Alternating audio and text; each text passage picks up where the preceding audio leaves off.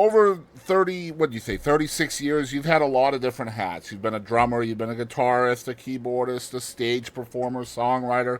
Now you're a music teacher. You've done all of these things. Has there been a favorite thing for you? Is there something that you've done that was your favorite thing to do out of all those Right. things? I would say writing. And it's not easy, but it's so rewarding when you create something that you enjoy playing for years. Like I play songs when I sit at the piano or pick up the guitar that they stand out to me.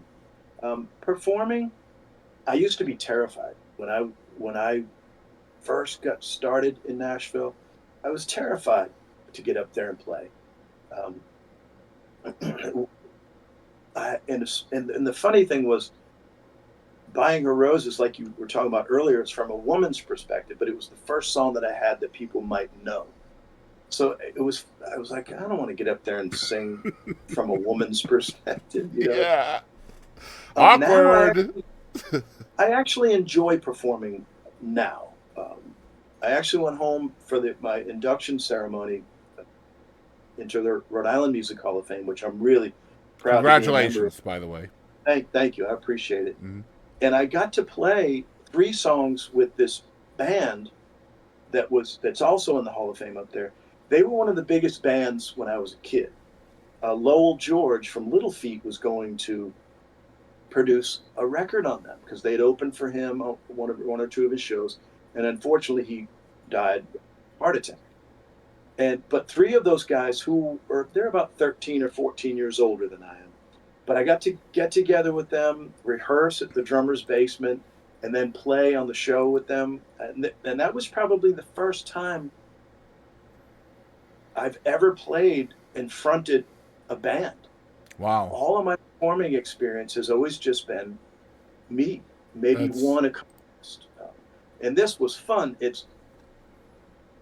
But it's like a train that's going behind you. Like when you're up there by yourself, if you forget a lyric or something, you can play the guitar lick for a second, then you get back to it when you want to. mm-hmm. But it's like a train behind you going. You got to make sure you're up to speed. Um, I enjoy that now. I just went and played a handful of shows in Helen, Georgia, as part of the Alpine Songwriters Festival. I used to play the Bluebird twice a year. I put together a show. Drumming, as a, I haven't done anything drumming wise since I was a teenager, and I love that. That was a lot of fun as a kid. Um, Probably less teach, so for your parents. well, unfortunately, we rehearsed at my house. One of the funniest stories was I was playing this benefit show in Clearwater, Florida, and my dad lived close by. It was at a place called the Ruth Eckerd Hall, and the lead singer of Cheap Trick was the headliner, and then myself and a few other writers were the opening act because we did some workshops that morning and everything. Anyway, I'm up there and it's my turn. I'm standing there, and all of a sudden I see my father coming down one of the aisles, and he points at me. He said, "He started out as a drummer. That's why I can't hear anything today." And so the whole crowd started laughing. I looked at him. I said, "Be he'll be here all week. Try the veal, you know." But the funniest part of that is somebody caught the picture. I've got a picture of my father pointing at me as he did that. And unfortunately, we Oh, lost my dad 2016. He was 92. wow. What a But memory.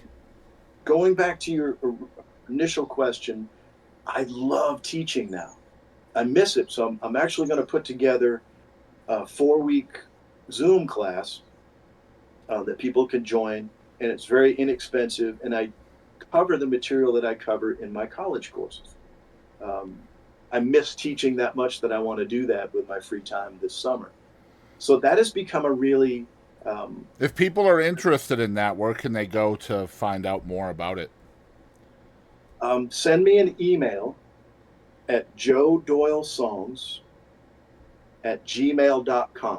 Okay. So JOEDOYLESONGS at gmail.com. Okay. And I'm also on Facebook if anybody wants to find me there.